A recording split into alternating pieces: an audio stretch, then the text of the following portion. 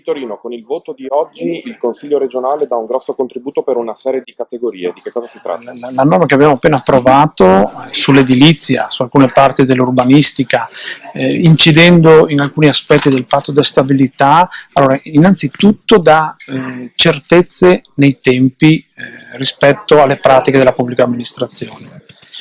In secondo luogo rende più semplice per alcuni interventi delle amministrazioni comunali poter eseguire le opere sempre nel rispetto del patto di stabilità, ma rendendolo più accessibile, più aggredibile in qualche maniera dall'operatività dei comuni stessi.